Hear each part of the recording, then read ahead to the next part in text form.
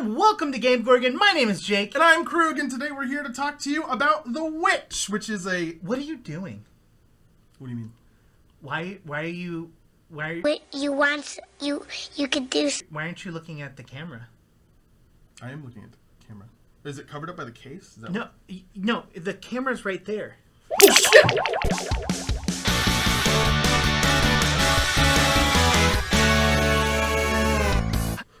You forgot we were in the same place. Yes. My bad. Hey everyone, welcome to GameGorgon. My name is Jake. And I'm Krug, and today we're here to talk to you about The Witch, which is something we've already talked about. So instead of just talking to you about The Witch, like, oh, this is a bit... we have a witch build for you, which is going to be Elsa from Frozen. The animated character Elsa from Frozen. And if we get enough likes, we'll do Elphaba from Wizard of Oz. Or Oz, whatever, the musical one. You know what I'm talking about? Okay. Very specifically, we are making a elemental build, so it isn't necessarily just Frost, but it definitely leans heavy into Frost because the witch itself kind of is like, hey, what kind of? Oh, hey, here's Frost, here's like there isn't like a fire, an earth, a wind, right? It's literally just like here's Frost, and you're like, well, that's the only element. Yeah, but you also are a caster, so you do just get access to other elemental spells, and that's kind of going to be where you get the elemental side. Exactly. So for this build, I started with a human because if there is nothing specific from an ancestry that you're going to need for your build, human is great because then you're able to move an additional feat into where you want to. If you think you need more skills, if you think you need more spells from your class, that's kind of why I choose human for it. And again, I think the last build guide we did was the goblin bitey boy, and that's why I chose goblin because of the bite attack at the ancestry. Yeah. So we're a human, we're choosing witch, and the patron, which is your first big choice that we're going to be choosing, is winter. For obvious reasons. One of those main reasons is the fact that it's going to give you access to primal spell casting, which is going to give you a ton of elemental spell access versus, arcane or occult. Yep. So the first thing that you're going to be getting by choosing winter as your patron is that you're going to get the Clinging Ice Hex Cantrip, which is a reflex save against your enemy, and it does 1d4 cold damage and other effects depending on how they do on the save. How they do on the save, exactly. The flavor text is kind of fun because it's like ice forms around their legs, and you're like, oh, that's so cool. If they critically succeed, they're unaffected. They just nothing happens. Yeah. If they succeed, they take half damage. If they fail, they take full damage and a -5 foot circumstance penalty to their speed until the spell ends. And again, speeds plural. Yeah, all speeds. Mm-hmm. And then if they critically fail, double damage, which is also nice, and -10 feet circumstance penalty to its speeds until the spell ends. Nice, beautiful spell. Move speed is one of the strongest things I think in everything, even playing computer games, if there's a movement speed stat that you can adjust, always just max it, because you can't be caught and you can't be escaped from. Well, and that's really good. And as a spellcaster, you don't, and specifically this spellcaster, you don't want to be in their face. Sure. So being able to be like, here's a single action spell, and I can bust out by using 2 other actions. And it's heightened +1, and it's a cantrip, so it automatically heightens. So the damage 1d4 isn't that great, but it heightens +1. So and for each heightened level, it's an additional 1d4 damage. Yeah, I think that's the thing that will hit you from left field is oh, this is a cantrip. Okay, really strong cantrip. One action is I think is the also important thing because you're able to cast a other spell on top of this. Yep. Now, the other thing that you're going to be getting from your witch patron is that you're going to get a granted spell, which is Gust of Wind. It sticks with the theme of the elemental. Wind is an element, right? But it's basically you push your enemy, and they get a reflex save. It's not the bestest in the world. Yeah, it's low level. I mean, I personally like it, just as I feel like a lot of casters don't keep in mind that they need some sort of disengage or way of defending themselves when the rest of their party is in trouble. I'm assuming that's where Moss is going to sit. Probably. Shots fired. Just kidding. But for reals, as a disengage tool, it's important for a caster to have those things. This is just baked into your repertoire sort and of. Theoretically, mix that with your hex that you get. You can spend an entire round pushing someone back and then slowing them down. Yep. Mind you, you're not getting to move, which isn't the best thing in the world, but whatever. Yeah. Now, remember when I mentioned the human? I do, yeah. This is why we chose the human, because at first level, you're going to turn around and get an additional feat for your class. I chose Cackle.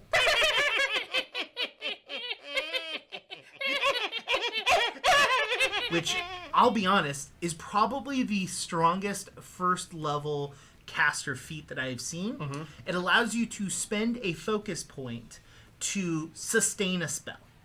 So it basically gives you... It's a free action to Cackle.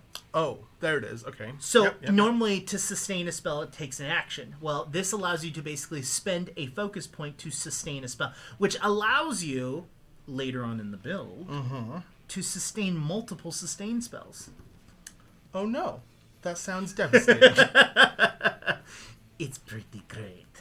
The other aspect of it is, yes, you spend one focus point and gain one Cackle, right? So it's a very limited pool. But the fact is that it's something that you can get back by resting for 10 minutes after combat. Yeah. So it's just like... As opposed to a spell slot or something. Exactly. That's a good point.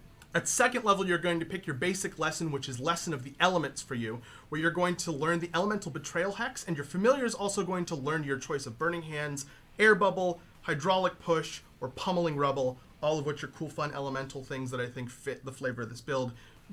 The choice is yours as to which you pick.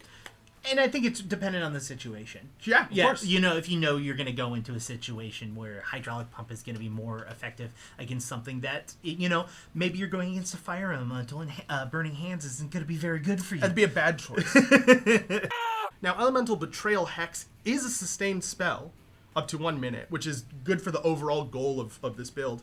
It's going to allow you to choose an element, air, earth, fire, or water, and then each time the target takes damage from a spell or effect with that trait, they're going to take an additional 2 damage of a damage type dealt by the spell. So if you say, I choose earth, and they take bludgeoning damage from a spell that has the earth trait, they're going to take 2 additional bludgeoning damage. This has a heightened 2, which it increases the additional damage by 1. And yes, I did move to read the screen behind the camera. I would like to point out that this does not say when they take damage from your spells or effects, which I think is where Sustain gets huge value, because that's one full round, potentially, of them having the opportunity to take that kind of damage, right? From other casters, from other effects that aren't necessarily spells. Like, class features can have these kinds of traits, you know? There's so much opportunity, and 2 damage just seems like nothing. It seems but like it's so much. But if everyone. Yeah, exactly. You know, especially if you do prep, and I know that no matter what game you play, if you do prep, you're going to be better in this situation. But if you're going against something that you know is weak to fire, right? It has a weakness to fire, and your fighter is like, okay, cool, I'm going to put a rune on here that does fire damage, right, onto my sword. Or so, even like set up some sort of environmental thing. Your alchemist does alchemist fire. Yeah. Your bard buys some alchemist fire potion or bombs that they can throw. Like, there's a lot of aspects to that will allow you to stack and stack and stack and stack and stack. This spell's really bad if you try to make it good by yourself. But if you let your party like contribute to the effectiveness of this spell, 2 damage times, 40 instances of 2 damage over the course of a minute is so much damage, so much value. Absolutely. Especially if it's weak against the thing that you're doing, because then you're just... Anyways, we don't need it. We don't. At 4th level, you're going to take Rite of Convocation, which allows you to change out a spell that you have prepped for the day with Summon Spell. So, if you have prepped your spells, and you've gotten, you've already set your spells up, you can swap out any one of them to a summon spell equal to that level. Oh, so any spell that summons anything? Oh, that's crazy. For example, summoning an elemental. Oh.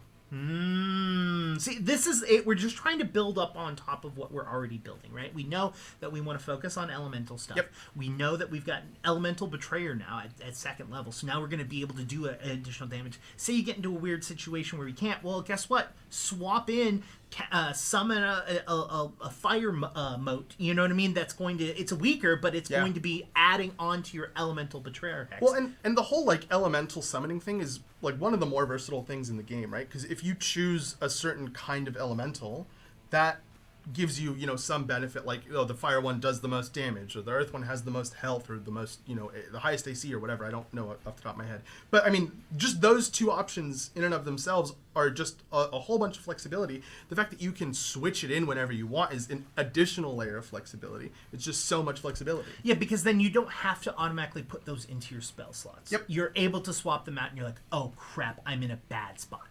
A 6th level, you're going to get your Greater Lesson, which is going to be Lesson of Snow for you, and that's going to give you the Blizzard Hex, and it's going to give your Elemental the Wall of Wind spell.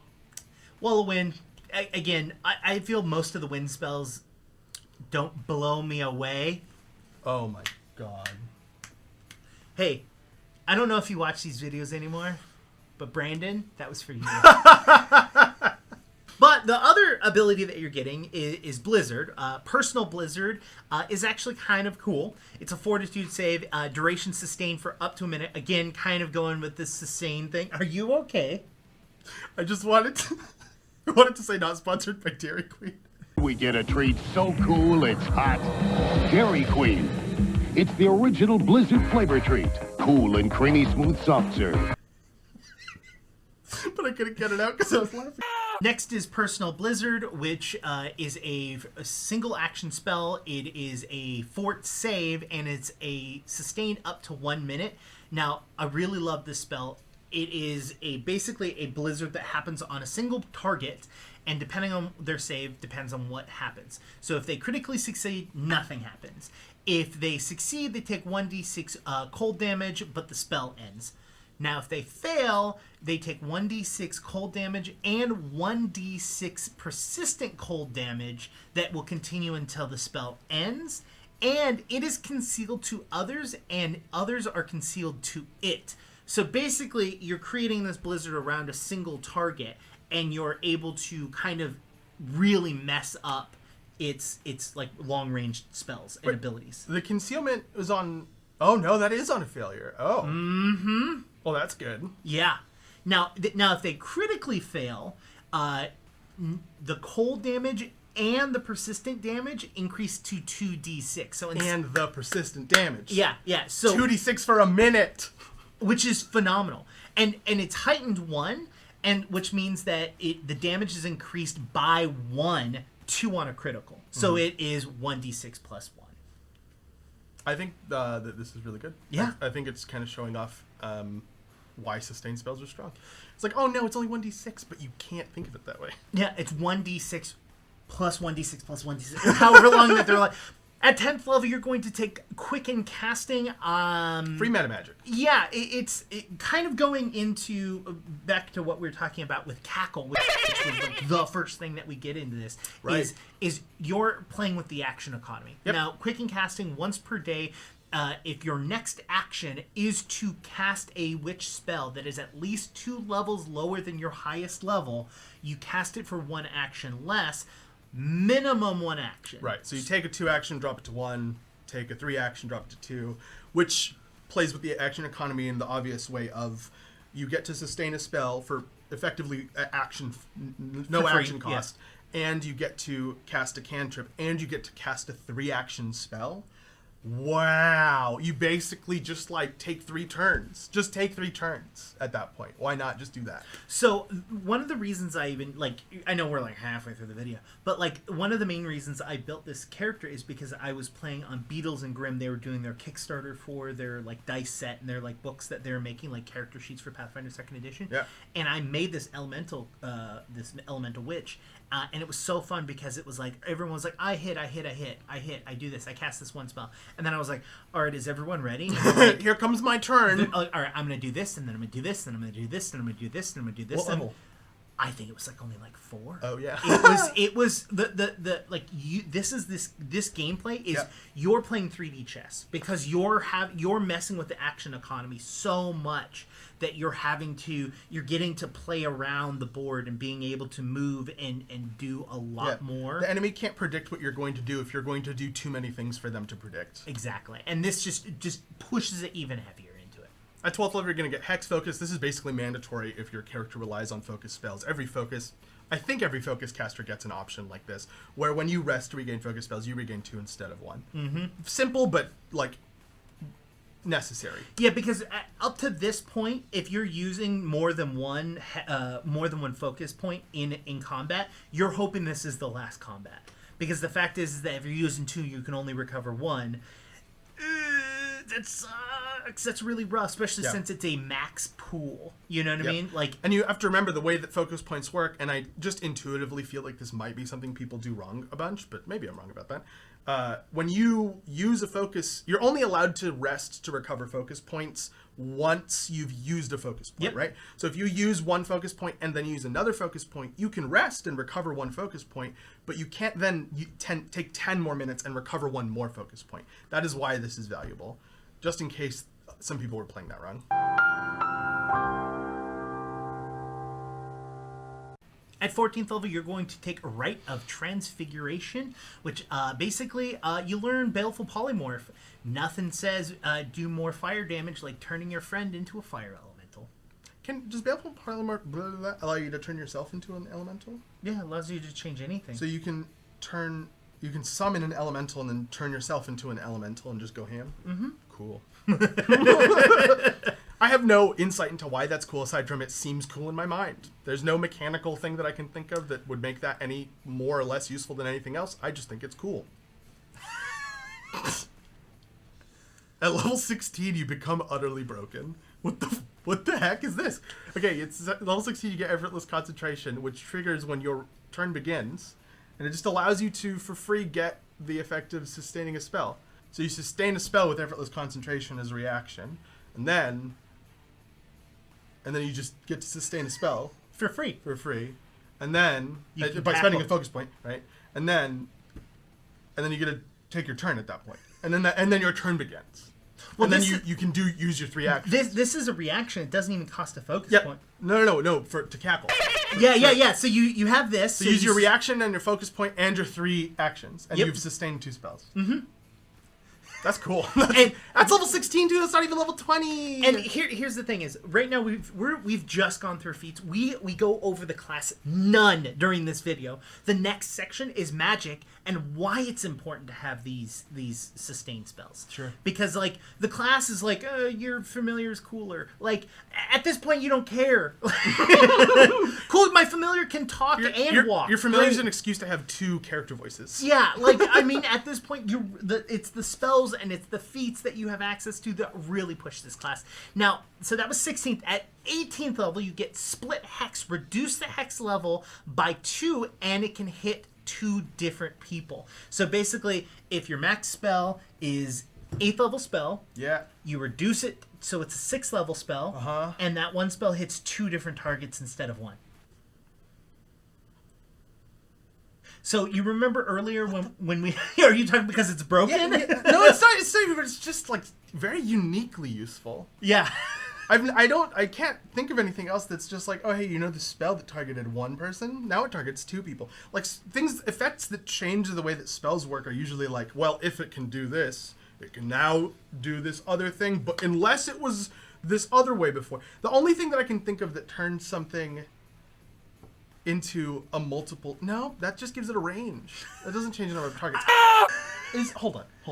Because this is there something in concentration that says that you can't do more than 1? Mm-mm. As long as you have the actions. So so you can actually sustain 3 spells at the exact same time if you have... if you use the single action. This is a thing that commonly happens on GameGorgon where I don't believe Jake and then make a fool out of myself by not believing him. 3 days later. Yep, there's literally nothing here that restricts anything. Okay, cool. just double checking. No, I'm cool with it. I'm cool with it. That's... so, okay. So Yeah, that's ridiculous. That's cool. I love that. At 20th level, you're going to get Hex Master. You embody the link of your patron so completely that you cast your hex in rapid succession. You no longer are limited to casting only a single hex each turn. In addition, when you cast Cackle to sustain a hex, you gain the effect of sustain a spell for all your active hexes at the duration of sustained.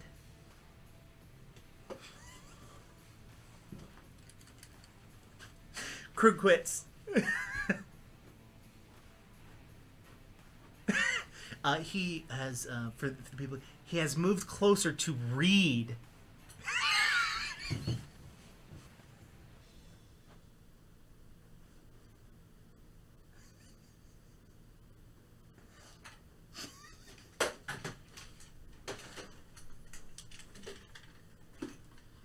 What the fuck is that? I hope that was a worthwhile joke. Oh, I thought it was hilarious. That's 20th level. That's the capstone. That's I know, I understand that, and I know the capstones are supposed to do that to you. Mm-hmm. But that's a lot of spells. Mm-hmm. The longer, like in those long, that's gonna be too many spells to keep. You can't even do that. You can't even keep track of all that. How are you gonna keep track of all that? That's too many spells. Witches are really strong. I feel that witches aren't nearly used enough because, like, they're just gross. They're so gross in how strong they can be. Yeah, even just with their cantrips. That's really they have the hex cantrips are strong. Mm-hmm. And again, these are all choices that you've made with feats. Yep. Now, the next section, which is going to go a lot quicker, is the spells that I chose. Basically, I went through and I said which one of these spells are elemental. But there's a key component to a lot of... Look, specifically at cantrips, Electric Arc, you have to... Yeah, okay. Electric Arc is probably one of the strongest cantrips, if not the strongest cantrip. These choices aren't going to surprise you. No. They're all going to have one of 4 traits. Produce Flame, Ray of Frost. Yes. Was there any other question that we were going to take those? No. Now, I'm going to go through a couple of these in rapid succession. First level, Burning Hands, Hydraulic Push, Shocking Grasp. Again, we all know the reason for this is so that you've got elemental Fits damage. the flavor of the build. Now, this is where we start to get into the actual character, right? Okay. Flaming Sphere. Flaming Sphere is a sustained spell. Yep. And so you're dropping a ball of fire that, as you're sustained. So here's the thing is, most sustained spells are just like, oh, I sustain it, and it just keeps doing the thing it does, right? Yeah. For this, when you sustain it, it actually moves it, and you can move it however you want, right? Yeah. Well, I mean, within its range. Yeah. So that's kind of key, right? You've got that, resist energy. That's going to be another spell that's going to help you against elements, against maybe even against your own magic at certain times. Yeah, depending on how you're playing and stuff like that. Summon Elemental. Why would you not? I believe at this point you don't even have the ability to swap out your spells for summon spells yet. I don't think second level, yeah. Yeah, or second level spells, so fourth level. Yeah. So it's just nice to have in here for now, Sure. and then eventually you'll just kind of like drop that spell and just put in more Flaming Sphere. Third level, Fireball. Duh. Fireball and Lightning Bolt was the second one. Yes. Those are obvious. Is Wall of Fire a sustained spell? Yes. Oh, no. That's a catastrophe. Yeah. That's fourth level. Fifth level, Cone of Cold. Duh. Control Water. Elemental Form. A.K.A. I'm going to turn into a flippin' elemental and I'm just going to wreck face. Okay, now we're getting into some interesting stuff, too, because Wall of Ice and Wall of Fire, you can do them both and get the effects of both at the same time.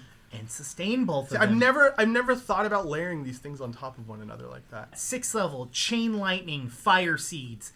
What is Fire Seed? Seventh level, Fiery Body, Volcanic Eruption. Eighth level, Polar Ray. Ninth level, Storm of Vengeance. 10th level, Cataclysm. Those are your spells. Those round off your spells. Now, let's go back to that scenario we're talking about. Big bad in the center. Yep. Your team fighting a group of things. Yep. Archers up in the top. Boom! I cast Personal Blizzard at those two people. Right. That's one spell. I cast Flaming Sphere. That's a second spell. That's my full 3 actions. That Flaming Sphere does some damage. Next round, you're sustaining that spell for free because as the start of your turn at 20 or at 18th level. Yep. Guess what? You're not even worried about that. You spend 1 action to sustain that Flaming Sphere. You put a wall of fire between the big bad and your team so that your team can turn around and take out those the group of people while the archers still can't do anything. Next round, already sustained Personal Blizzard. You cackle to be able to maintain your Flaming Sphere. You cast a second Flaming Sphere and you sustain your firewall. You now, next round, spend no actions other than to sustain. You now are dealing with the Rangers. You're dealing with the big bad because of the flame wall. You've got now 2 flaming spheres that are just moving around however you want and just doing damage. And you're that is sustaining 4 spells. Mm-hmm. And you're accomplishing that by using all 3 of your actions and your reaction, and you've officially mitigated the entire combat. You didn't win the fight by yourself. No. But you're actively contributing to every challenge that the GM has created within that combat that is represented by an enemy, at least, at the same time. Now, of course, this is a very hyper-specific situation. Not all your combats are going to play out that perfectly. No. Because, I mean, especially if you're the big bad and you can see that the witch is just sitting in the back doing this, which is how I imagine sustain spell works. Yeah. It's just like... Well, I mean, with the level 18 witch, it's more like... well, cackle, you know? Yeah, that's what it is. I imagine that the witch is very masochistic. Oh, yeah, 100%. Now, okay, this build was built before the new book of Secret of Magic comes out, right? Which comes out... It's not even out right now. It's not out now, right? So Secret of next Magic... Secret of Magic next month or the next month after that? I don't know. I don't have any inside information regarding the thing I'm about to say, but I will say with very high confidence that there will be new sustained spells in that book. There will also probably be new elemental spells. I would venture to say that there will be new sustained elemental spells. Ooh, that one's a little bit on the edge. And now, I would also like to point out that this build was only using the base witch class, the base ancestry, and the witch feats and spell choices. There are still skill feats for you to be choosing, more ancestry feats for you to be choosing. I could easily see some of those locations in which we dipped into, like, rain and snow doesn't mess with your precision. I can easily see someone dipping into an archetype by doing that and getting a little bit more sustain for your character. Or you could you could make some changes, grab the heritage for an elemental. Because this was also written before that book was out. Dating it real hard. Yeah, exactly. This was, I want to say, pre-pandemic or like right after pandemic. Yeah. But yeah, so what I would love is I would love to see what did we miss? What would you have added to this elemental build? And since this was written, what new things would you tack on to this? Like, what are the choices that you make? Until then, make sure to hit the like button, hit the subscribe button. Don't hit the bell icon because we produce so much content, blah, blah, blah. I think that's a whole spiel we do. I don't know. It's been a while. My name is Jake. You can reach me on Twitter at IndigoQT. And I'm Crew. You can talk to me on Twitter at CrewQT, or you can talk to both of us on _QueueTimes on QueueTimes. Nope, Twitter. Discord. We have a Discord. We have a Discord. We have Patreon. Go check out Patreon if you want to help support us and help our channel go big and strong. And we'll see you guys next time.